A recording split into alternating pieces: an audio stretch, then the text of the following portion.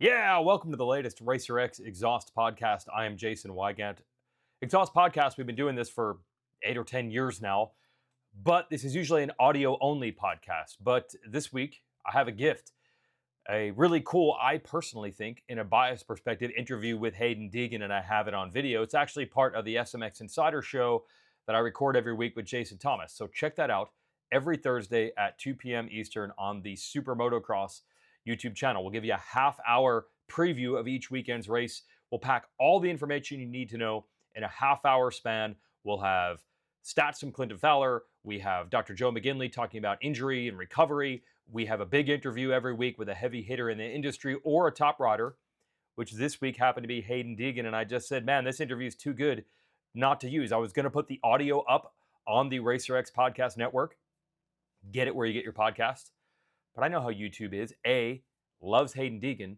B, loves the gossip. Now at Racer X, we try to stay a little above board, a little out of those trenches. But right now, there's just too much going on between Deegan being back. And being back, I mean back to talking trash. The non-humble, unhumble Deegs, as he calls it, at Budds Creek. There's that to discuss. And then there's this Jorge Prado drama. So let's get to it. The Racer X Exhaust Podcast, as always, brought to you by Yoshimura, long-term, long-time, long-running sponsor of this show. And also, same would apply to its sponsorship of the Factory Honda HRC Progressive team, which, as you know, has won a lot this summer. Joe Shimoda with that win streak. Then he finally got the heat from Deegs. Trash talk. And the Lawrence is going 1-2 in the 450 class. And that actually is where this begins to get interesting. I'll get to the Deegan interview in a moment, but first thing that happened that we must discuss, on the podium at Budds Creek, Honda is up there celebrating a 1-2 450 season with the brothers. They bring Joe up there as well to celebrate getting a couple wins in second place in the 250 class. They got those nice Yoshimura RS12 Championship Edition exhausts on there. Go to yoshimura-rd.com to get a Yoshimura exhaust for your bike, even if it's not a Honda. But if it is, well, you know they're on the leading edge of development. Every time a prototype Honda comes out and they race it at MXGP, there's a Yosh exhaust on it, so that when the production bike comes out years later, Yosh is ahead of the curve. They've also got exhausts for Kawasaki's and Yamahas and Suzuki's and Triumphs and KTM's and Husqvarna's, street bikes, pit bikes, you name it. Yoshimura-rd.com. So yeah, those exhausts were up on the podium with the motorcycles and the racers. Everything seemed normal. There's always a lot of team shoots on the podium with the number ones. That's tradition. But apparently, Deegan and his mechanic, Brent Duffy, also wanted to get on stage to take some photos of their own. Now, this was all under the guise of AMA as an impound, where they have to take the bikes and hold them under inspection unless, or in case someone protests, they want the bikes within their sight at all times. So, allegedly, there was a rush to get both Deegan and the Lawrences and Shimoda bikes over to the AMA, but I don't think that was the real reason that anyone was rushing each other off the stage. No, Haiden Deegan was barking. Haiden Deegan was chirping. He was on it all weekend with Shimoda in the race and after the race, leading to Shimoda with the greatest quote said in a press conference all year. Let's hear it. Yeah. And then Deegan goes on social media and says, actually, it was worse than that. There were a couple more F-bombs thrown in there. But then he's chirping toward the Lawrence crew. Now, two sides of each story. I heard from the Deegan side that he was chirping and they weren't really saying much, and they kind of left the stage. The Honda people tell me that it didn't really seem like he was challenging anyone to anything. They just took their photos and left. It doesn't really matter which side is telling the truth. And as always, the answer is probably somewhere in between. What matters is, this is official. Haiden Deegan is now moving the trash talk up the ladder into the 450 class. And I know what many people think of that. Now, I know there are a lot of Haiden Deegan fans out there, and they think it's awesome. So there's that group. Everyone knows that. There's that group, and they think this is cool, and that's fine. Personally, I don't have an opinion on it. I just cover it. It makes for good videos like this, doesn't it? If he didn't say anything, would there be nearly as much to talk about? I also know there's a group, as usual, you want to see the young guy who's talking trash and being brash, and let's be honest, you could use the word punk. You want to see him get his comeuppance. And the amount of takes that I've heard people say, oh, when he gets to the 450 class, there are fans that are dreaming of watching an aggressive guy in the 450 division. Yes, Deegan has talked trash on Levi Kitchen and Joe Shimoda and Julian Beaumer and Chance Highness. On the list it goes. But there are so many fans that are rubbing their hands together saying, oh, when he deals with the men in the 450 Classic, I cannot wait to see Justin Barsha or Jason Anderson take him out. And I cannot wait to see him talk trash on Jet Lawrence or Chase Sexton or Eli Tomac or Hunter Lawrence or any of these dudes who are winning races. He's going to learn his lesson. I know that's what so many fans anticipate. And credit to the Deegans for creating that type of anticipation with the trash talk. He is playing the villain role. And look, even he has no idea how it's going to go. He might end up eating his words. But I think there's a lot of fans that would say, well, why say those words at all? It's one thing to trash talk Chance Hymas, Levi Kitchen, etc. You're going to talk 450 junk when you know the specter of Jet Lawrence is out there? After the discussion on the podium, the series held a press conference for the 3 series champs. That's Lachlan Turner and WMX. And then Jet, Lawrence, and Haiden Deegan had to sit at a table together as the champions of the 450 and 250 class. And there's Deegan saying, comes to the table first, outstretches his arms, and says, who wants to sit next to the king?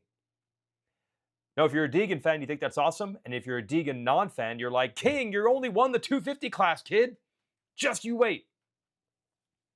Why would he do this? Why would he say this? Well, we're going to get the answer right now, because I think I finally cracked the code on why Haiden Deegan says the things that he says. It makes him ride better when he puts that kind of pressure on himself. So let's get to it. The interview with Haiden Deegan. All right, this is a really big interview. We've got none other than the, again, 250 motocross champ, Haiden Deegan. First, we'll talk playoffs here in a moment, but I got to talk Budds Creek. I don't know if you've been holding it back and it was like the champagne bottle and it popped out, but we got old Deegs back for the weekend. You were attitude in all directions. Why? What changed at Budds to get it back the way it was? Yeah, I feel like I could control my emotions a little and let it out when I want to. So yeah, I was just, I don't know, for a few rounds there, just wanted for myself to be a little humble. And then after I won the championship and at Budds Creek Budds Creek in general, I was like, I really just need to go out there and dominate, because anytime I don't dominate, everyone just thinks there's a chance. So I'm like, I just got to go dominate before the weekend off. So that's what I did. We were wondering, you haven't raced every time you've been a pro, there's been playoffs after pro motocross, but it's definitely a different dynamic. I'm sure you got a whole nother series now. You don't want people to have momentum. Is that a factor, or is that just anytime, any place you want to shove people down, or are you thinking playoffs? Yeah, I feel like the playoffs definitely, you don't want to let anyone get momentum, but again, just a mental standpoint, just know, I mean, I'm pretty mentally strong, but to go 1-1 before the break just kind of revamps your mind that no one can beat you. Okay, look, some guys perform better when there's pressure. That's the hero stuff that's in movies. But we know other riders, the idea is to try to make it feel like it's a Tuesday afternoon at the practice track and block out all that noise. When you do talk trash, you usually do perform.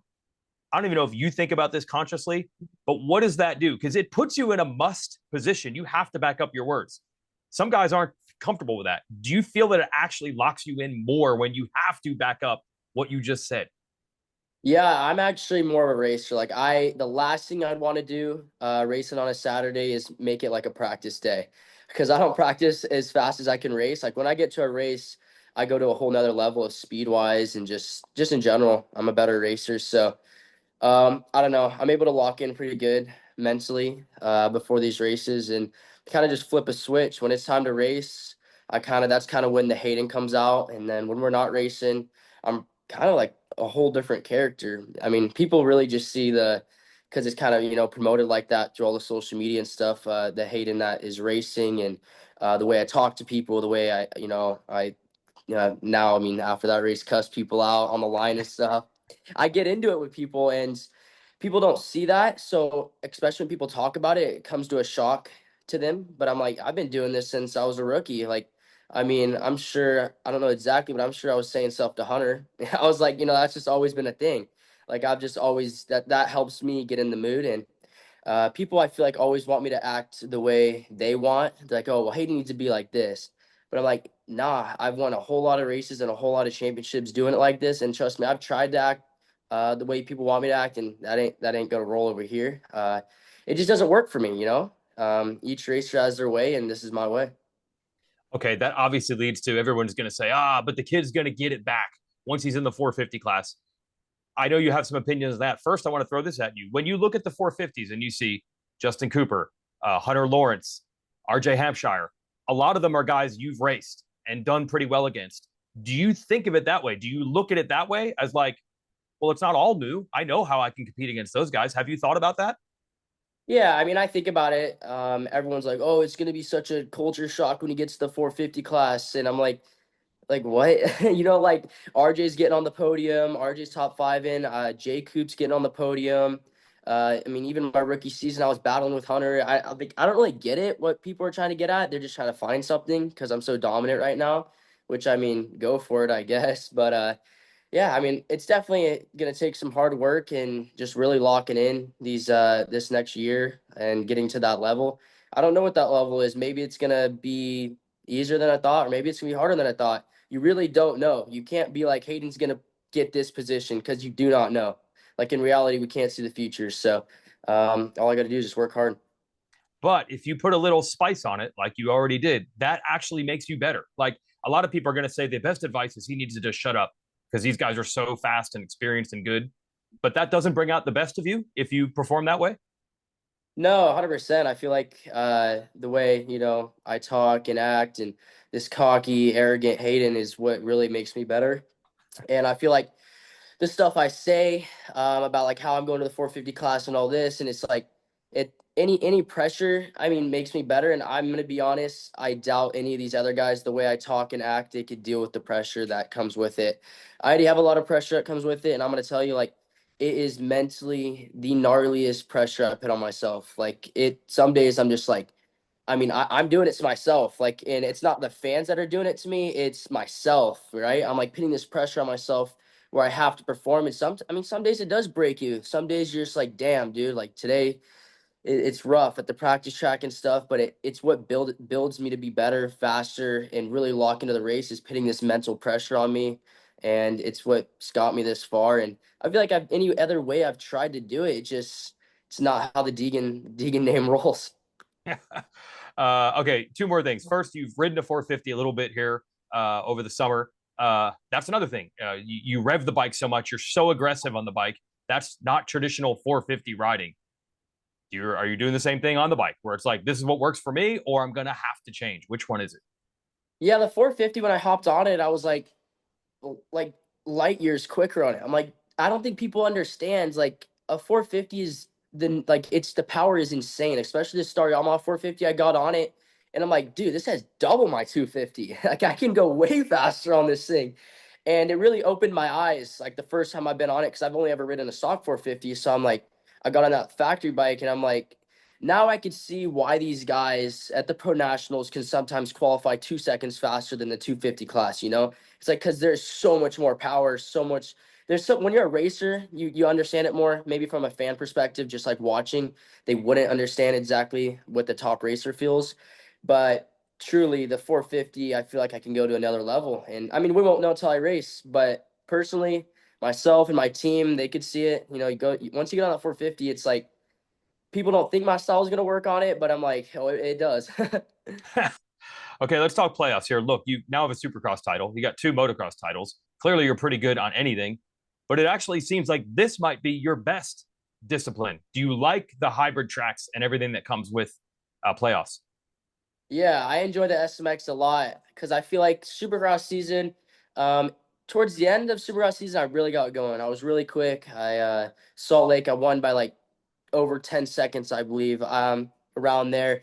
Like I did get going. I did get the whoops dialed in, but I've always struggled with whoops. Like I work hard on it. I work hard on it. And I know I can get better at it, but the whoops is what I've always kind of struggled on. So when you go to this hybrid, mix a little outdoors, which is my favorite, and you add some supercross without whoops, it's literally like a miracle track for me. So it is nice for sure.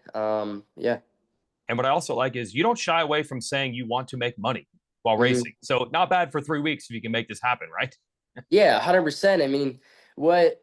sport, or I don't know, or what job, other sports, they make a lot of money too, but what job is there where you could just go work for 3 weekends and you just made $500,000? So obviously there's more than just going to the races. There's a lot behind the scenes that goes on, and each day pushing yourself to get better. And those days too, when you're grinding and you don't want to, it's just opens your eyes. You know, the money really does open your eyes. I hate to say it, but I mean, dude, it's a lot of money. You could buy cool stuff, because in life, a lot of you need money really in life to do a lot of things. So the more you have, the better. Okay, last thing is I assume Motocross of Nations might be your last 250 race ever. You got a lot on your plate before that, but have you visualized? Is there a goal? Some epic rides. You have to race against 450s. Every once in a while, a guy in a 250 beats the 450s, and people remember that forever. Have you thought about that? Have you envisioned maybe what that could look like? I always see like I it was Ryan Villapoto that Right. really went and kicked everyone's butt. And I went and watched that, and I'm like, that's, it's badass, right? So if you could do it, that's sweet. But it's kind of like a reach. It Okay. hasn't really. I mean, I haven't really seen it be done since him. Like I haven't really seen a 250 go out there and dominate the 450 guys. But obviously I'm gonna try my best. That's always the goal. Go out there and do your best, and I'm sure the Team USA team is gonna do really well though. Yeah, no shortage of confidence there. All right. Well, congrats on this title and locking in on another, your favorite discipline. So enjoy the next 3 weeks. Yep. Thank you. I appreciate it. Okay, if you really want to understand the Deegan trash talk mantra, listen to this final exchange right here. He sums it all up perfectly. I've been Yeah. thinking that trash talk thing. I'm like, I think it makes you better. Like you're doing it partially for them, but partially for you. So Yeah, good for you. I don't think people understand too, because they think I'm just like this a-hole kid, but like Yeah, I have to be. Like I have to be, because it's what motivates me. right.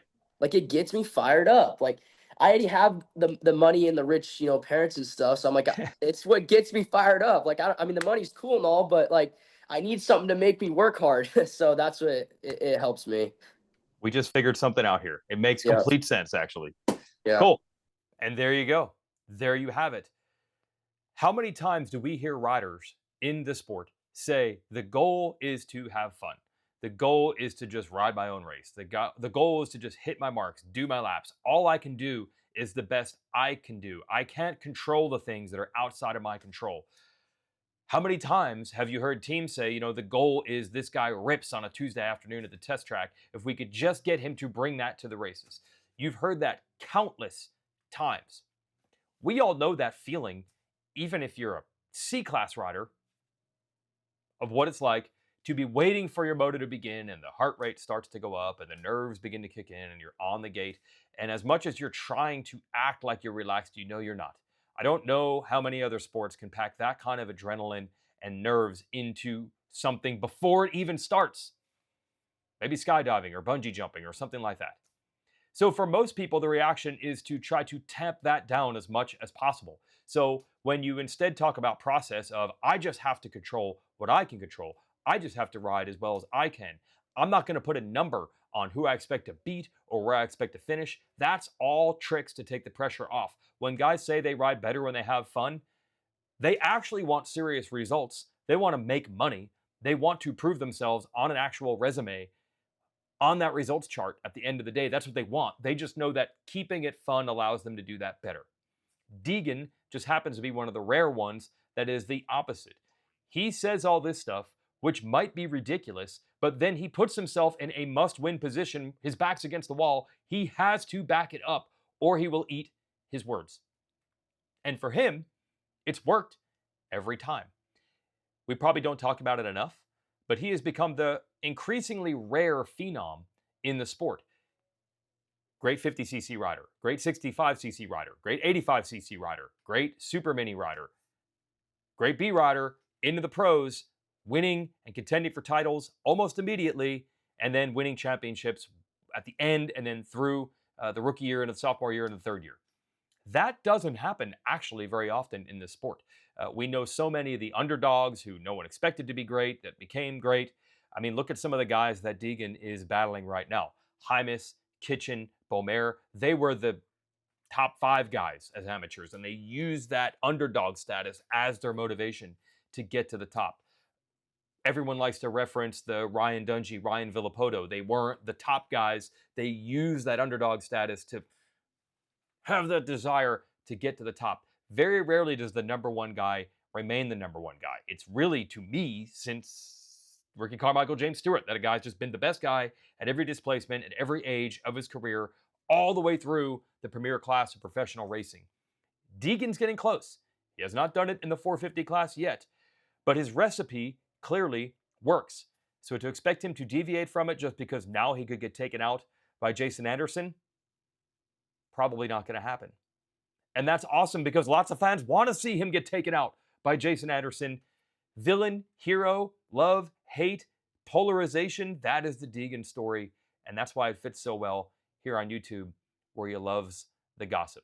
Just let it be known, he's not going to stop talking trash just because he's dealing with 30-year-old men in the 450 class, because that's what motivates him.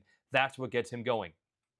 And I did throw in that perspective of, we started to see at the end of Pro Motocross this year, Justin Cooper, podium guy. RJ Hampshire, podium guy. Hunter Lawrence, second best in the series. And Jet is not that far off from graduating the 250 class. There's a lot of guys who, not Jet, the timing was perfect. Jet and Deegan never raced, but everyone else that's moved up recently, Deegan's raced him. I don't think he looks at RJ Hampshire or Justin Cooper or Hunter Lawrence and says, whoa, those guys were so many levels above me, I could never get to their level. That's second and third. It still leaves the specter of Jet, who we all know is one of the all-time talents of the sport. That's a whole nother level. The fact that we don't know makes it exciting. And the fact that Deegan doesn't care and he's going to talk about it also makes it exciting. But at least we know why. Some of these tactics seem downright dumb to say these things about riders who are so good. But we know there's madness and there's a method to it. And it gets people talking, which never hurts. And that talk, that gossip, that drama does include the Jorge Prado situation over at Monster Energy Kawasaki. We must talk about that. Now, look, I don't think there's any doubt of what happened in qualifying. He was trying to not qualify for the race. I don't see any possible way that on a non-mud race, they weren't shortened qualifying sessions. Nothing was odd about the day. There were 2 sets of qualifiers, and he couldn't make it in on lap time. He was 43rd fastest. And I'm pretty sure he did not know that there was a provisional rule in the rule book. I think he purposely didn't want to qualify for the race. Now, what is the end goal of that? Is that just to further prove how incapable he thinks the Monster Energy Kawasaki bike is? Is this to get the team so mad at him that they let him out of his deal? Because we know he'd rather race something else sooner rather than later. Definitely doesn't want to wait to the end of his Cowie deal, which could go all the way through 2027. Probably would have liked to be on another bike as soon as Ironman after the break following Washougal. But there's a lot at play there. First, he couldn't get out of the motos because there is a provisional, so he did race, and then, of course, he was much better than the 43rd fastest guy in the track. Was he where he wanted to be? Absolutely not. He wants to be battling Jet Lawrence. And what's that constant theme there? Prado hasn't had a great summer by any means, but it's 2 things. It's not just that the results aren't where he wants it to be or where he should be based on his talent and his pay, but it's also what he's saying. Prado has not said anything about, I'm here to learn, I have to learn the tracks, I have to learn American racing. He hasn't said the goal is to be around the podium. He is consistent with one message: I should be winning. And when you hear those 4 words, it doesn't take much for fans to look over and say, well, who is winning? Oh, Jet Lawrence? You're going to beat Jet Lawrence? Now, if you're Jorge Prado, you're like Deegan. You've won at every level of your career, and honestly, pretty quickly. He was borderline MXGP 450 title contender when he weighed like $130 and he was super young. I think he was still a teenager on a 450, and he was borderline title contender there. You don't know anything but winning. The idea that, yes, you've vanquished every rival you've ever had since you were 5 years old, but you need to stop believing you can win now because there's this Jet Lawrence guy, that's not going to compute with either Deegan or Prado, but it doesn't compute with the fans who see how good Jet is. That winning thing, that being the standard, I think that rubs people the wrong way. But Prado has a right to think that way. Kawasaki's not paying him to be a 3rd place guy. They expect him to win regardless of if Jet Lawrence is on the track or not. But I think that's rubbed people the wrong way. He continues to blame the bike. He finally kind of just chilled and said less toward the end of the year in his interviews.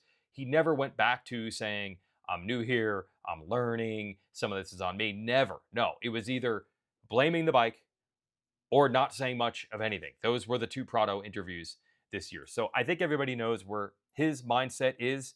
It's the bike, and he wants to get off of that bike. Now, it gets a little complicated. He's going to lose a lot of money if he does this. Kawasaki paid him a ton to come over here. I've been saying that you're probably talking about a 7-figure loss in salary if he could take a spot at KTM. The KTM spot, by the way, is only available because Tom Vial was offered a 1-year deal with KTM to stay in America next year and race a 450 because he has to. He's eliminated from the 250 Supercross class now. And instead, he's taking more money and more long-term security to go back to Europe and race MXGP for Honda. Now, if you're Vial, that's a great deal. There's a chance that Vial will be good on a 450 in Supercross, a chance. But there's also a chance that he'll be only okay and he'll only have a 1-year deal. And going into 2027, he won't have much leverage and he'll be in a tough spot. That's certainly possible to get a multi-year good salary deal from Honda and MXGP where he's a much more known commodity. That transition to 450 Supercross is tough for anyone most of the time. He'll be fine in MXGP. And often that series comes down to who gets injured and who doesn't. I think it's Glenn Coldenhoff is third in points right now. A couple things break the wrong way, almost literally for some other riders. And Coldenhoff is right there for the title this year. If you're in that group of, say, 5 guys in MXGP, a couple things happen throughout the year, you could win the title even as a rookie. So I think it's a great move for Honda and a great move for Vial. He'll be missed over here, but it might not be permanent. If he goes over there and crushes the next 2-3 years there, could you not see some team here, something falls through, they didn't have who they thought they were going to have, and they're like, hey, wait, is Tom Vial still available? He's got Supercross experience. He's certainly going to be fast in motocross. Give him a call. So I don't even think it necessarily forever closes the door on the American dream for Vial. But what this really meant was KTM had a 1-year 450 deal on the table. It's not a free bonus-only deal. There was a salary involved. It is 6 figures. It's good. It's just not what Prado is getting paid right now. But Prado would love to be back on an Austrian bike. So why not try to take that deal? So I believe he and his camp have asked Red Bull KTM about that. Of course, he would have to get out of an existing Kawi deal. He's going to lose a ton of money there. And it gets a little sticky with other sponsors. The energy drink thing. Now, I'm a big proponent that the energy drinks, I think people put too much stock into what they think of what athletes are on the teams. Look, a lot of times it boils down to this. The energy drink companies are already paying the teams a ton of money to get riders that can win races. The idea that all of a sudden, wait, we already gave you the money to have a team that wins. We're supposed to give you more because you want to get a guy that can win. Weren't we already paying you for that? So a lot of times, the team has more stroke than I think people think. But sometimes when you have multiple contracts that you have to get out of, and let's be honest, the gear deal for Prado wouldn't be a problem. He wears Fox. He can wear whatever he wants, be it Kawasaki or KTM. The gear deal is no problem.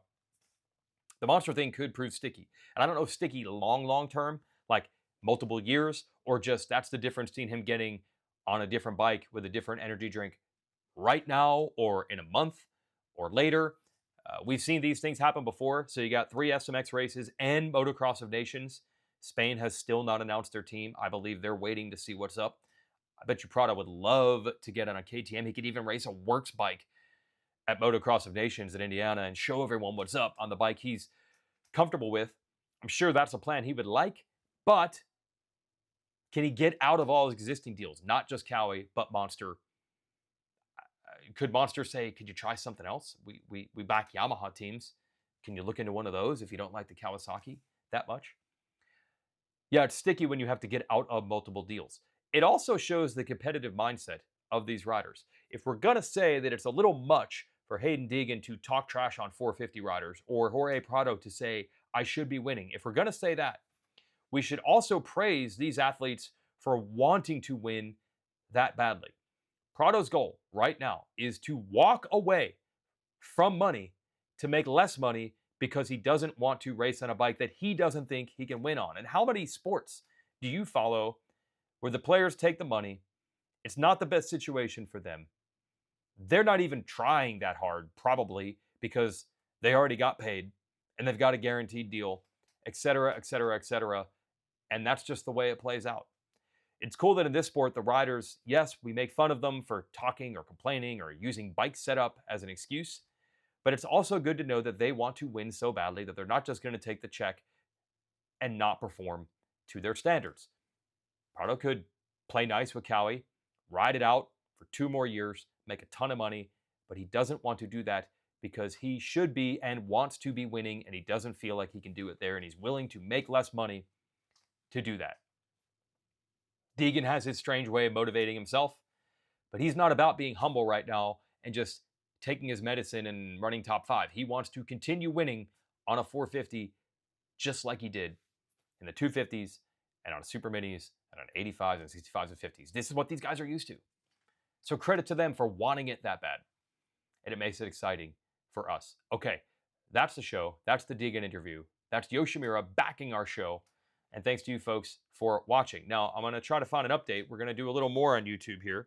So next week, we're going to do a live right here on this YouTube channel preview for the SMX playoffs. It'll be myself, Steve Mathis, Jason Thomas. We're going to shoot this live with you, the fans, at 4 Eastern.